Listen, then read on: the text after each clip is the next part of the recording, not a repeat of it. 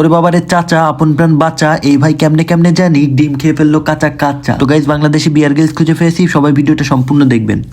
আমি কাঁচা ডিম খেতে পারবো, কোনো সমস্যা নেই। আরে না ভাই, আপনি খাতে পারবেন আমি না। পারবো। আপনি মিথ্যা কথা বলতেছেন। আমার ডিম দিলেই আমি খাই দেখাই দেবো, অবশ্যই আপনি পারবেন না রে ভাই। পারবো, ডিমে অনেক গন্ধ থাকে, আপনি পারবেন কোনো না। সমস্যা নেই। আমার খাওয়া অভ্যাস আছে, আমি খাইছি এর আগেও, তাই?